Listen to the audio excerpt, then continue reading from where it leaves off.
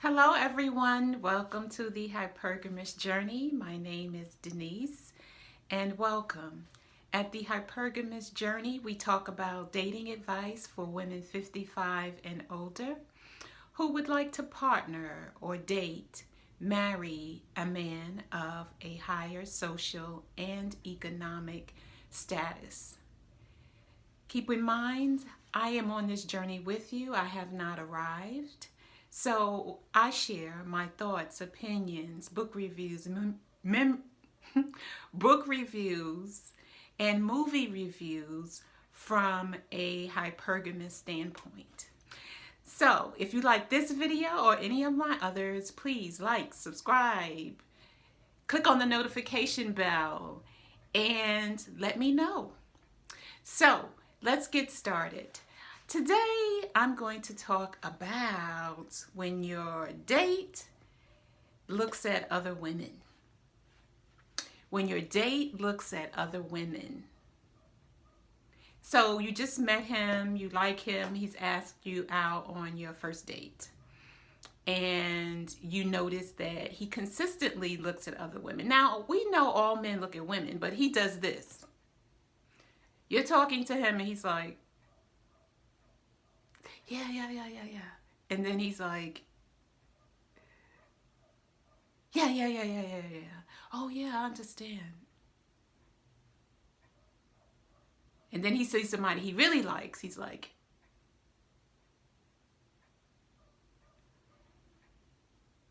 I don't know about you, but I do not like that behavior. And I discovered very early dating that I didn't like that behavior. So let's say in my 20s, I didn't like that behavior. And I would kind of not say anything, but just withdraw from the man.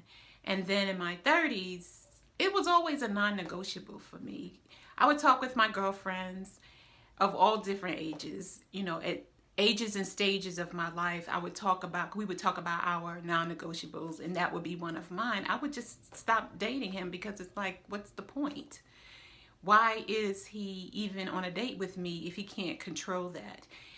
And I always looked for men who had a respectful way of looking at women. I can't even mimic it or imitate it because it was just so respectful. I knew he was looking, but it didn't bother me. So I'm talking about that obvious look, the man's head that's constantly moving and eyes going all over the place instead of with you. And this is just your first date. Okay, so you've noticed it your first date, you noticed it your second, now you're on your third date, and now you're like, he has got to stop this. So, like I said earlier, it was always my non-negotiable. I just didn't like those kind of men. But it's a habit. So it's not, and a lot of my friends, it didn't bother them, or it bothered them, but they just accepted it.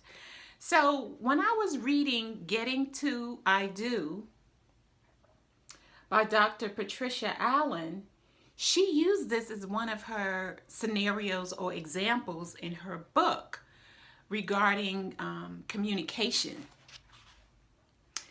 And on page 176 of the book, she writes, imagine that Fred had the habit not only of looking at pretty women when he was out with Beth, but also of pointing them out to her, which made her feel negative and undesirable. She could say, Fred, you have every right to look at pretty women and point them out to me, but I feel jealous when you do that, and I don't want to feel that way. So if you continue, I will be leaving. Now, some people may think that's rather like harsh and abrupt and over the top and too much. That resonated with me so much because finally in writing, and I've been reading self-help books a very long time, okay? A very long time. And this particular situation maybe come up once or twice in a book, but it did not address it the way Dr. Allen addresses it. This is what Dr. Allen writes. Of course, then if he continues, Beth must leave because it clearly means that Fred does not cherish her feelings. A woman of integrity stands by her contract. I said, hot diggity dog, because that's the way I feel. And now it makes complete sense. Like when you are dating someone and you tell them, you know, I feel this way about this behavior or that thing, and they continue to do that behavior, or they don't want to talk about it or modify their behavior because it makes you uncomfortable, but you're perfectly willing to modify your behavior to make them feel comfortable. So we're not talking about one-way streets. We're talking about two-way streets here. Leave. That's what I say. Just leave. And that validated the way I felt and the strategy that I've been using on men who won't cherish my feelings, and in particular, in general, and about men who don't cherish my feelings when I'm dating them and getting to know them, because that's when everybody is on their best behavior when they're dating, is on the first couple of months of dating.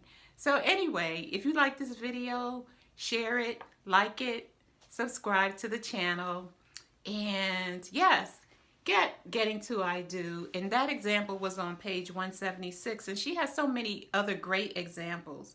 But when a man is when your date is looking at other women in a disrespectful way, in a way that makes you feel bad, honor your feelings and decide whether it's worth bringing it up to him or just letting it slide and moving on and just use him as practice, you know, your hypergamy practice dates.